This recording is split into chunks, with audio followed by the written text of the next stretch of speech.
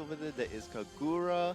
You also have Lancelot that's going to be there. So forcing IDoNS to take up one and potentially leave the other one open. So they opt to go for Lancelot. So lots of damage, lots of solo ability that's over there.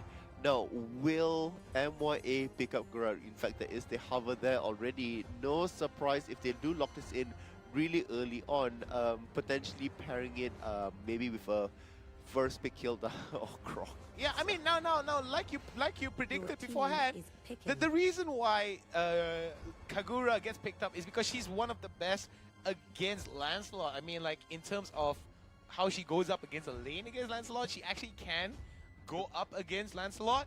It's just a matter of scaling differences between the two heroes because of how Lancelot can solo. I mean, if he can solo, he has to solo. Yep. He has to score up and he has to get up high. Oh. Wow, IDoNS locking in the Grok and the Balmon. What do you think about this? I like this. We did see a bit of this happen in the qualifiers as well. So Balmon does come in.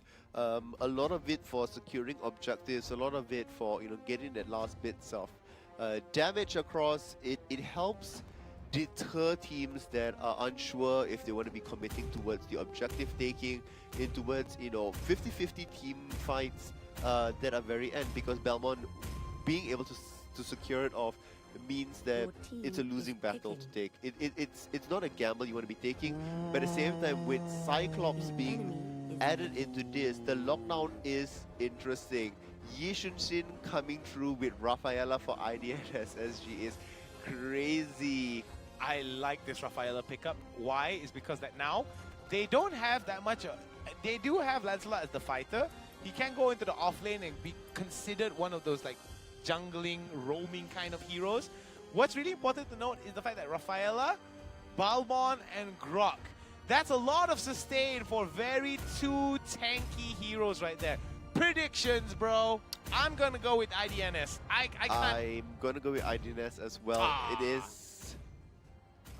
Well, the thing is, individually the players, they are playing pretty much their standard. You are seeing Grok, Rafaela, Yi Shunshin being some of the top tier picks of the teams individually. So it may not be a direct representation of the meta, but it's definitely a direct representation of their player strength. Definitely. That's going on there. So, I mean, you gotta understand that sometimes a lot of players, particularly in solo queue and some of the streamers that I spoke to, they be complaining that there's not that much variety in the current meta right now. But when you're at this level, sometimes the meta is not as important as how you feel comfortable with a certain composition. If you're able to pull off a composition really well, yep. Well, that's definitely true, and especially with it at 2,000 stars, you can't say that you know, you need to be exactly conforming to the meta, really. So here we have it, and once again, Turtle responding on the top side from our perspective. yeah, top side Turtle. So we do see that there is going to be a bit of priority being focused to the top side. We are seeing Char going up there for that proxy as well, hovering over there. Yes. Facebook now, but he's got to be careful. The response. Ooh, we'll be able to get out of it. Very defensive as it is. Facebook doesn't want to get caught, and this is what Equalizer needed to do in their previous game when they went up against Sayat. Exactly. Immediately, as soon as IDoNS sees, as soon as Mia sees IDoNS being Look sneaky, at this. oh boy. Oh, Coming from the other wow. side there as well. Lancelot now dealing some damage, bringing him down to half health already. Hilda will manage to back away from this. We are seeing that Roger now shooting that side. First blood does go out to IDoNS. SG, lovely attempt there on the side, coming in, especially from the pincer move from both sides, meaning that they had to be taken down. Nice dash away, making sure that they keep alive. The buff is secured, and they are off to a pretty good start. 500 in the lead already with that one kill there.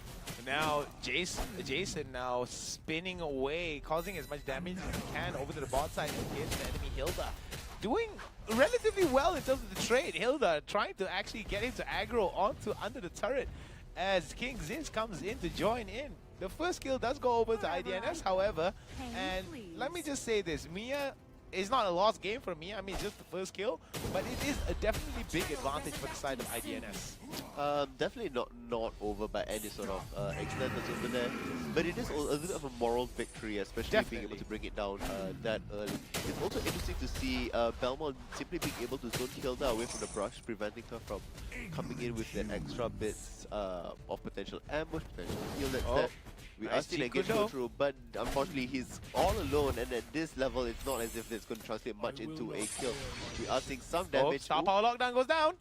WQXD gets caught, does throw out a little bit of the spell, does nothing much in terms of adding to the damage, not going to get a kill from that. However, over to the top side, IDNS, LY4, and Kid looking to keep up the aggression to push out members of MYA and contest this turtle. Will MYA be able to steal this thunder from IDNS? Not sure, because the numbers do not seem to favor MYA. No, in fact, they will not be able to do it. Yushin Shin, played by LY4, will be able to secure it as well. Belmont coming, ooh, that flicker, if that flicker did not come through, that would have spelled another form of disaster that's there. But they do come out and they are able to secure that objective, pushing them just a little bit further now. Almost a 2,000 goal lead, so not as fast as the very first game, but certainly methodical within their ability to lead the game. The lock does come in. Oh, Star Power Lockdown. Yeshunshin's ultimate. Look at the amount of layering that's going on. Roger's coming in as well, but looks like everybody will be able to get out of safe. Wow.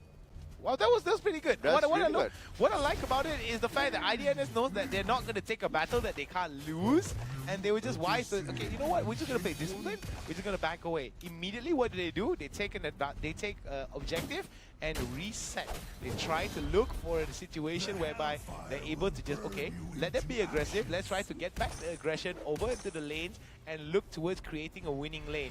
As soon as they get a winning lane in terms of getting a turret down or getting a few kills into their lane, they are going to pretty much be able to rotate. As soon as one of those first towers go down, you're going to see IDNS just aggressively rotate, deny as much objectives coming in from the side of MYA, and MYA could be very, very much in trouble if they allow IDNS to actually cater. Going all the way in. That was nicely done. Very nicely done. I think it was really nice cycling as well between the teams that they did definitely help them push away so that they did dive under the tower, and then immediately you had Grok on the other end there. Oh, look at that nice negation of the ultimate there. Turning Corporal just for a second. So far, I would say that the team's relatively even, but look at this attempt here. Cyclops is so dead. Look at the wall coming out as well. So Rafaela does get the kill in the end, and so the kill lead is now 3-0 with a lovely 3,000 goal lead, and that will signal yet another turtle being taken completely uncontested. Solo's getting taken down, living up to his namesake, dying alone in that exchange. However, IDNS not letting any mercy get through their fingers. Why? Because they just want to keep up this level of aggression. Itemization-wise, some really good items being finished on IDNS, and we're going to see them start to scale really well into this mid-game if they decide to push the tempo. Yeah, so we are seeing, but the goal is being sort of twice, especially on the carries, that you are staggering up between 1,500 and 300. Life for Life does get caught up. Will he be able to be taken down? Coming from that side, then Lancelot is coming as well. The final kill will not get through. He still does come out with the damage kill. That is the great escape coming through. Nice damage coming out through and being able to run away. The wall does come out, which means Hilda could potentially go down. Unfortunately, the stun does not quite go through.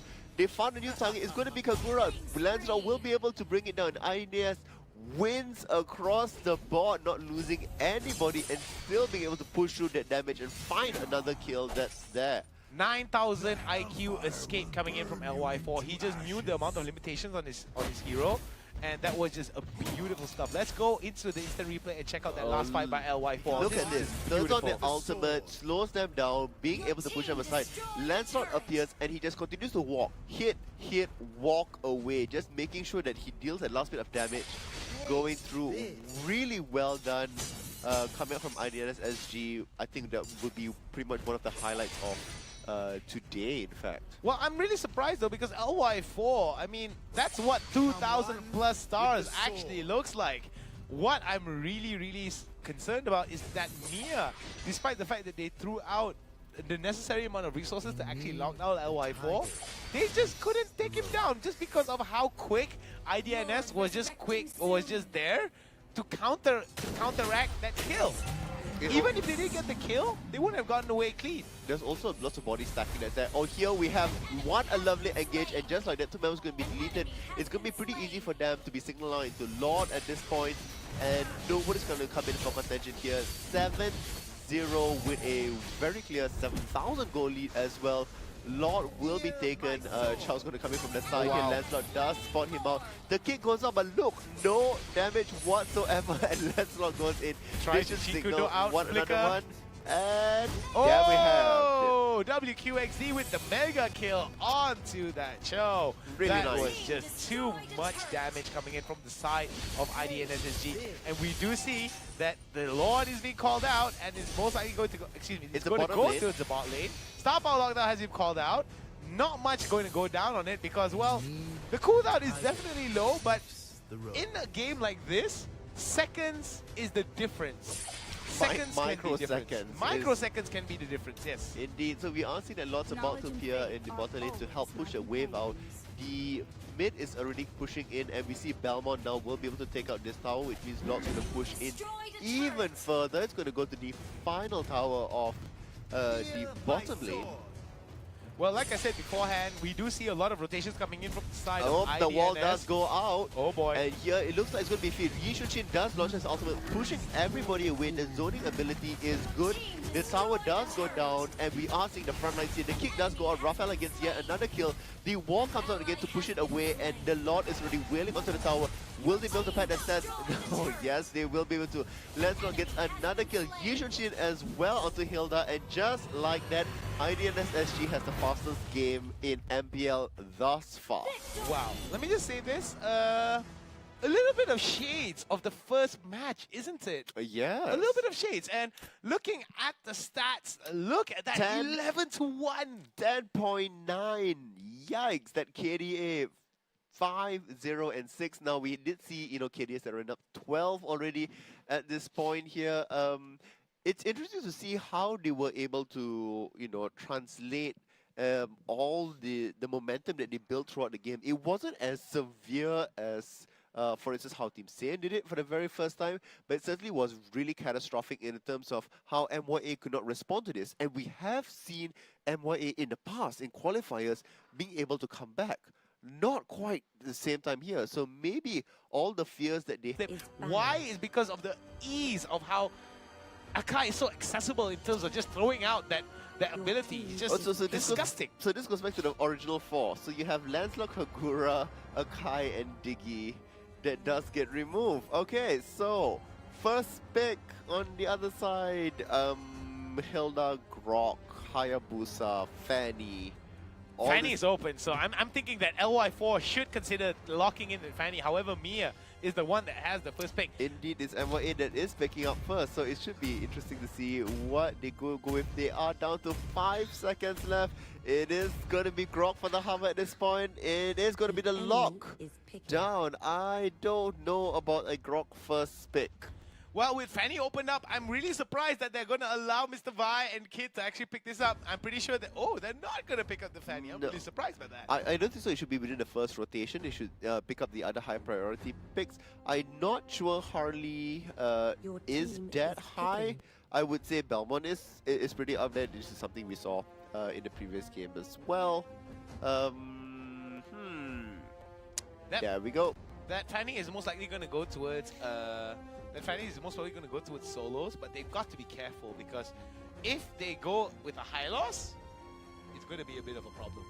Single unit stuns on the Fanny, even if the Fanny is on a steel cable, she can get stunned. Oh, this is reminiscent of what would be the standard meta in previous seasons. So you have Grok, you have Aurora, you have Fanny. A very stable composition coming through there. You might see an Irithel come through as well from the other side. Yishuchin and Hilda, no surprise to this composition. Very fast, very aggressive coming from IDNS SG as well. They should be able to round this out with an assassin, with a marksman coming through. It would be interesting if they go for carry.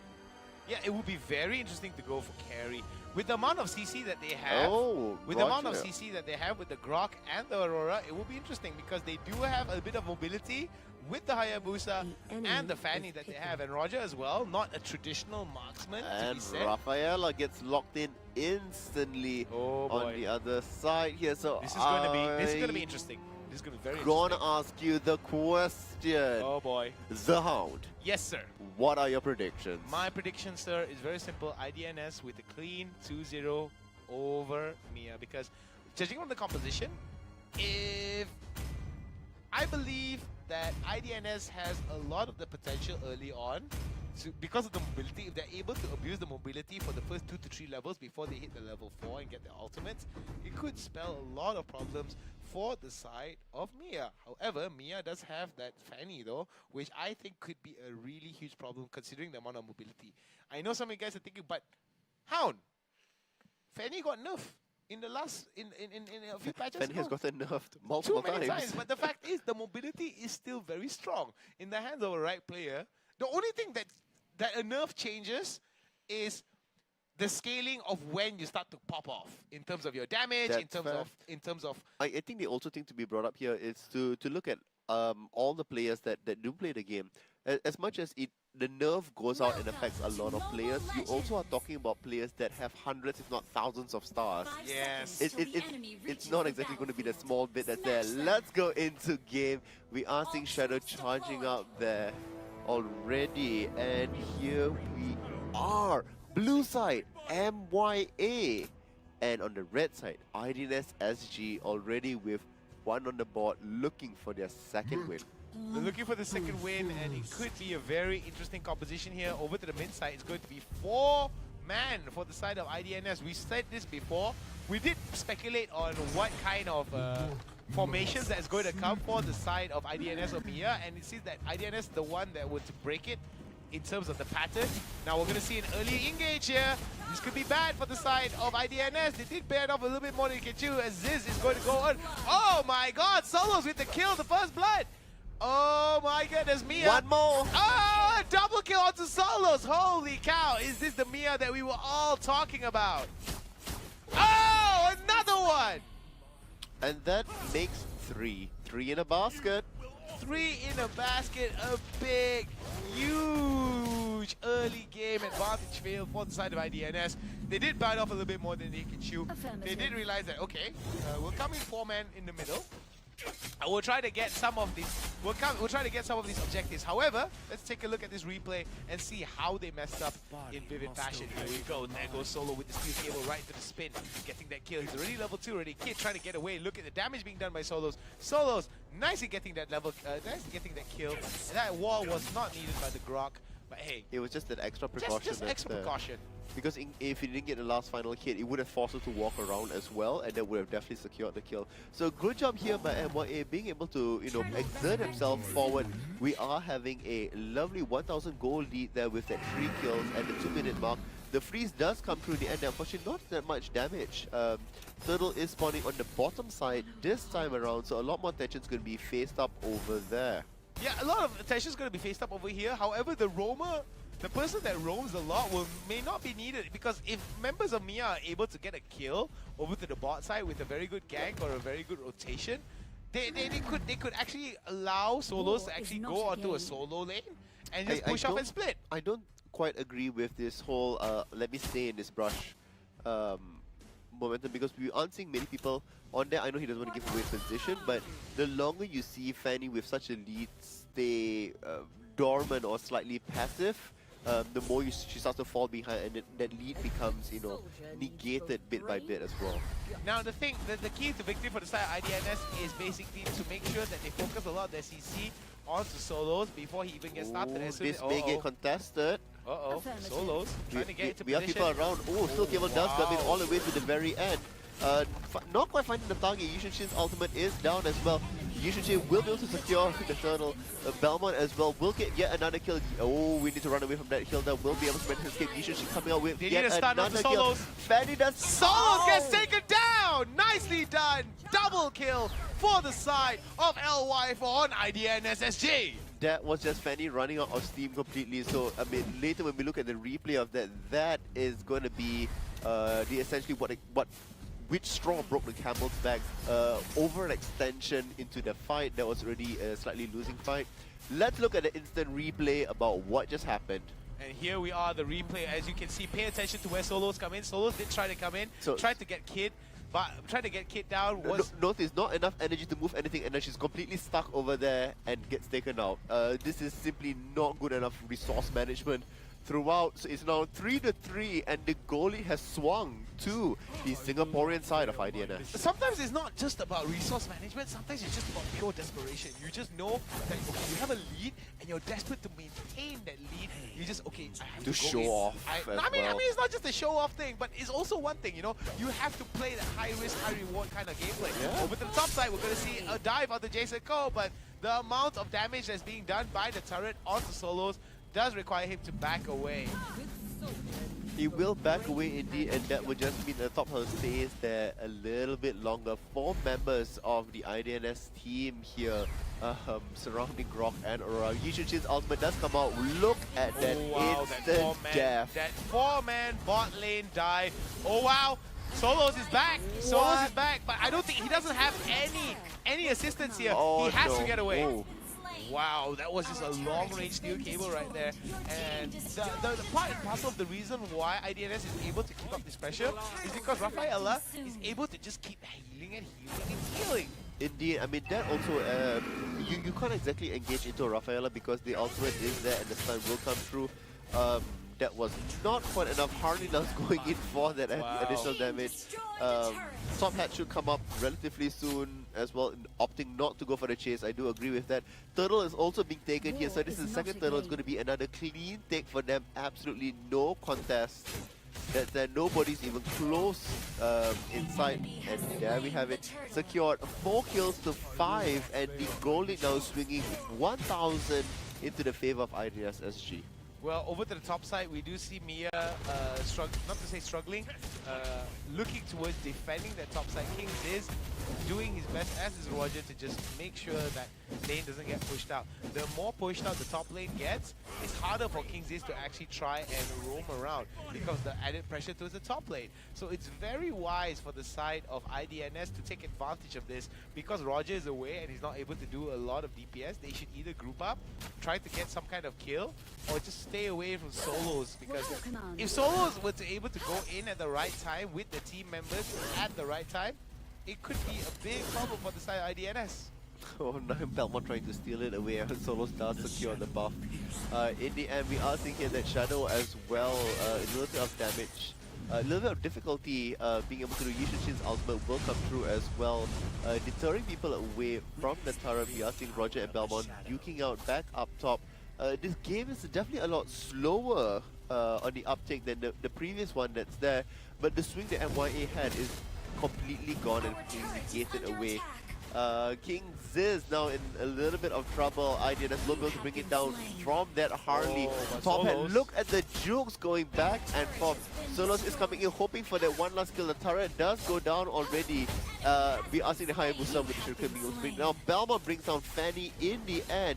And now we are seeing that Belmont's in a little bit of trouble. Aurora is there. The freeze does go through, and there will be another kill. Grok gets credited for this one. And on the bottom side, we are seeing that the buff is being taken away, as well as the lane is already being pushed out here. So this should be yet another turret for them on their behalf. With that said, 6-7 to the field of IDNS SG. Goal lead now 4,000. In favor of IDNS, and IDNS is showing a lot of discipline in playing the game. They did manage to drop that game. They did manage to drop the early game a little bit by giving a few kills towards Solos. However, Solos not living up to that key player name just because of some of the decisions that he was making. I think it's a little bit of like jitters as well. You do so well initially, and then you expect to be continuously doing well, but not quite the same. A little bit of love taps onto Grok. Nothing really is going to be happening from there. We have Immortality that's up. Ooh, the freeze does go through, but Harley will be able to manage to escape. Yishunshin does come out and bring down Aurora. Finally in that large bit. The wall glass come through, but unfortunately not quite much of follow-up there as well. Earlier you talked about the fallibility of Team Saiyan, and they were having a little bit of difficulty. We are seeing here the IDS SG, not exactly the cleanest game out there, but like the other team that we mentioned saying there as well. Nobody is contesting their objective taking over here. They've been managed to secure all of it on their side. Lord does get taken down, and if history is going to repeat itself, this is going to be spelling disaster at the end. Facebook is in a bad position here. He does have his shadows, however, Not quite enough. members of IDNS are too close, and they are basically dropping him down and making sure that every escape route he takes is met with doom. Exactly. As members of IDNS are looking towards pressure towards the top side and the bottom side, you could see that Mia's strong early game lead is starting to crumble slowly but surely. Well, with the 6,000 swing now on the opposite side, it is going to be that much more difficult. Lord is in the bottom lane while they pressure out at mid. While I don't think so this will be a game-ending push, I mean, while it certainly can be, I don't think so it will be. Fanny does manage to take down Harley on the other side, so this will stop the momentum push just for a little bit. We also are seeing the Belmont isn't quite in the right area just yet. Ooh, the damage does come through. I'm pretty worried of this. The enemy turret does get destroyed, but that is the wrong turret. So the bottom turret does stay alive. Solos is still waiting for the side here, hoping to pick off somebody in the end. In fact, he does make his appearance there. Not quite finding the people that he wants. Yishu's ultimate will be able to deter the entire team away. He needs to be able to cycle around. In fact, he does. Now we do see Grok and Fanny back in the bottom lane wanting to push it out. So good rotation. I like the attention switching coming out from the team there. Sort of next level strategy bouncing around. IDNS SG does not think that is going to be much of a difficulty for them as they rotate completely from the bottom to the top. Well, like I said beforehand, Solos has got to live, not to say got to live up to his name, he's got to play a little bit differently in how he approaches some of these fights. He keeps going in underprepared, out of position, and sometimes not even enough resources to actually complete his full spell rotation. And even if he does complete his full spell rotation, he's not able to take down the carry. WQXD throwing out those cards, Top Hat is available, so that is going to be a very interesting escape mechanism here. So close to bringing down the tower, not quite just yet. One last hit that's over there. We are seeing the stun does go through onto 4 people, but the Aurora ultimate will be able to keep them completely away. There is one last level of health that's left on the turret, but you will need to wait for the next wave to crash into it. I'm just going to say this has been the most competitive game thus far of today. The most back and forth, yeah. I mean, the most back and forth. But it does show that the level of advantage is being shown from the side of IDNS. On the other side. Oh my goodness. Jason Code abusing as much as he can his tankiness and his life pool very high up. And what is really wise about IDNS is the fact that Balmont was just in the middle of it, body blocking, trying to make sure that he is in between the enemy team and the carries. And Solos is most likely going to go down here. Mega kill onto LY4. Yishu doing really good job. They're baiting out, a little bit low on life, thinking that it's a low completely. At the same time here, WQXD. Oh, look at that! Really nice, good job down there. I was going to say that Harley was doing a really good job being able to use his top hat, jump forward, bring down the tower, just so that additional pressure can be put on there. And we are seeing the top wave as well crashing down slightly.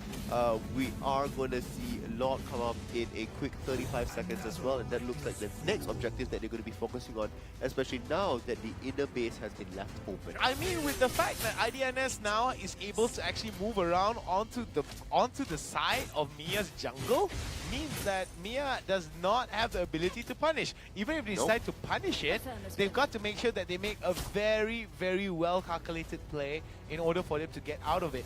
Damage-wise, they do have some of the damage, but it's just conveying that damage to the right target that seems to be a problem for the side of Mia.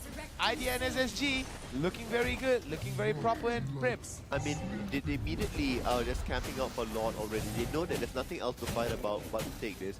So they clear away the jungle, so they make sure that, everything is taken from them. And right now, we are seeing that, Healer just stands there, making sure they can calculate how many people are coming in from that sort of angle. And Lord is Hayabusa's all the way at the bottom. I'm not sure I agree with this. Lord does get secured on the other side there. So it is essentially a 4v5 as well. MYA is so low at the very end there, and IDoNotSleep is completely healthy.